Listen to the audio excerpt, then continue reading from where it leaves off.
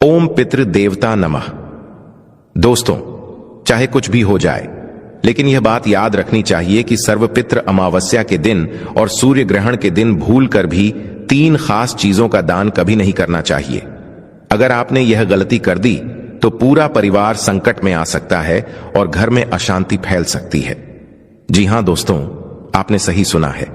इस बार 21 सितंबर को साल का सबसे बड़ा सूर्य ग्रहण लगने वाला है और उसी दिन वर्ष की सबसे बड़ी अमावस्या भी है, जिसे सर्वपितृ अमावस्या कहा जाता है। दोस्तों, इस बार का योग अत्यंत दुर्लभ है, क्योंकि सर्वपितृ अमावस्या और सूर्य ग्रहण का संगम पूरे 72 साल बाद बन रहा है। ना जाने कितने लंबे वर्षों के बाद यह अद्भुत अवसर आया है और ऐसा संयोग बार बार जीवन में देखने को नहीं मिलता। इसलिए इस मौके को हाथ से जाने मत देना। देखिए, सर्वपितृ अमावस्या का महत्व हमारे धर्म ग्रंथों में बहुत विशेष बताया गया है। इस दिन हर व्यक्ति अपने पितरों को याद करता है, उनके लिए श्राद्ध करता है, तर्पण करता है और उनकी आत्मा की शांति के लिए पूजन और उपाय करता है। शास्त्रों के अनुसार सर्वपितृ अमावस्या का दिन अत्यंत शुभ होता है, लेकिन इस बार उसी दिन सूर्य ग्रहण भी पड़ रहा है और शास्त्रों में ग्रहण को हमेशा एक अशुभ घटना माना गया है।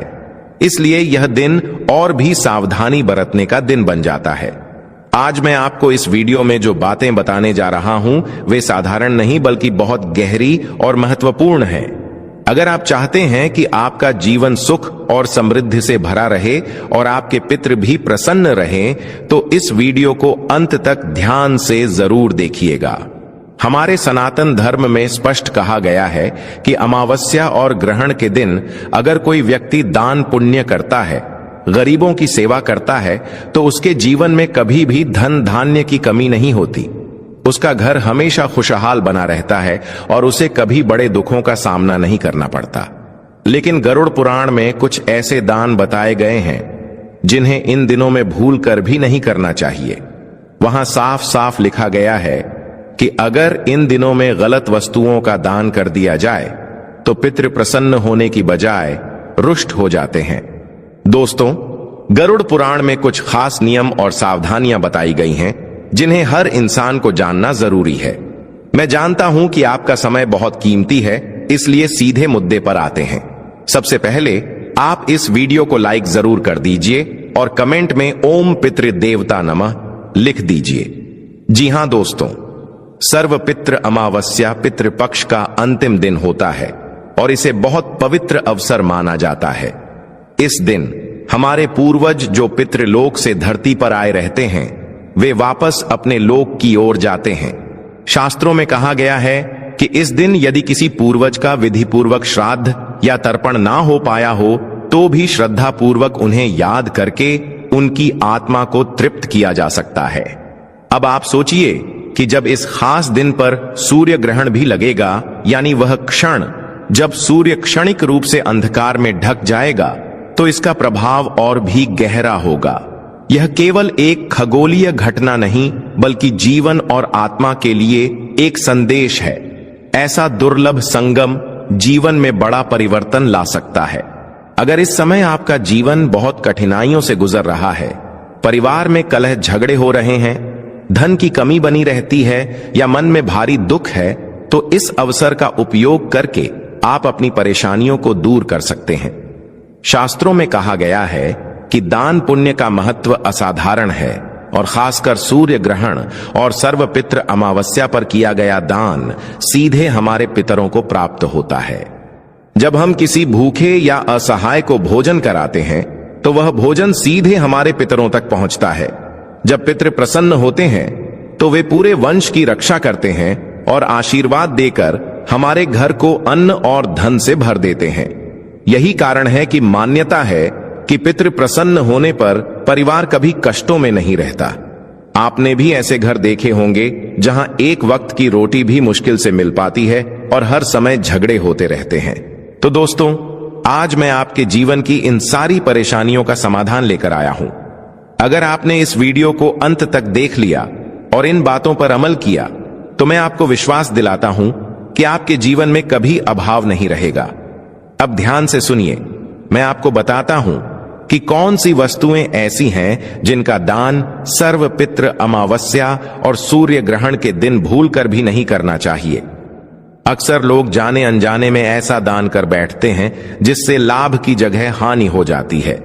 पितृ आशीर्वाद देने की बजाय नाराज हो जाते हैं और घर पर संकट बढ़ जाता है। इंसान से गलतियां हो ही जाती हैं, लेकिन इस बार आपको यह सावधानी जरूर रखनी है। दोस्तों, अमावस्या हो या कोई और दिन, शास्त्रों में तिलदान करने का महत्व बताया गया है। कई लोग अमावस्या पर काले तिल का दान करते हैं और यह सच है कि सामान्य दिनों में यह पुण्यकारी होता है। काले तिल का दान करने से घर में सुख समृद्धि बनी रहती है। लेकिन इस बार क्योंकि सूर्य ग्रहण और सर्वपितृ अमावस्या का योग है, तो बिना पंडित की अनुमति और बिना विधि विधान के काला तिल दान करना पितृदोष को बढ़ा सकता है। अगर यह दान गलत तरीके से कर दिया गया तो पितृ प्रसन्न होने की बजाय दुखी हो जाएंगे, और जब पितरों की आत्मा दुखी होगी तो वंश का भला नहीं हो सकता। यही कारण है कि इस बार सावधानी जरूरी है। अगर तिल दान करना है तो पंडित या किसी विशेषज्ञ ज्योतिष की सलाह लेकर ही करना चाहिए। इसी तरह कई लोग अमावस्या और ग्रहण के दिन तेल का दान भी कर देते हैं, लेकिन गलत तरीके से तेल दान करने से भी पितरों की आत्मा असंतुष्ट हो सकती है। जब आत्मा को कष्ट मिलेगा तो परिवार पर संकट आना तय है। अब मैं आपको एक और बात बताता हूं। कई महिलाएं अमावस्या और सूर्य ग्रहण के दिन सुहाग की चीजें जैसे चूड़ी, बिंदी, साड़ी आदि दान करती हैं, यह सोचकर कि इससे पति की लंबी आयु और स्वास्थ्य में लाभ मिलेगा। लेकिन यह दिन शोक और तर्पण का दिन है। इसमें सुहाग की वस्तुएं दान करना पितरों का अनादर होता है। यह वैसा ही है जैसे किसी मातम के मौके पर उत्सव का तोहफा देना। गरुड़ पुराण में भी यह लिखा गया है कि इस दिन सुहाग की वस्तुएं कभी भी दान नहीं करनी चाहिए। इन्हें तभी दान करना चाहिए जब कोई शुभ पर्व या उत्सव का अवसर हो।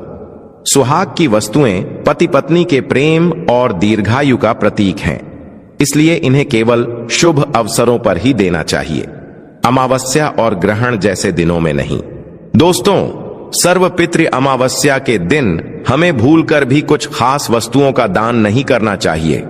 श्राद्ध का यह दिन हमें वियोग का स्मरण कराता है, और इस दिन सुहाग की चीजों का दान करना आत्माओं को असंतुष्ट कर सकता है।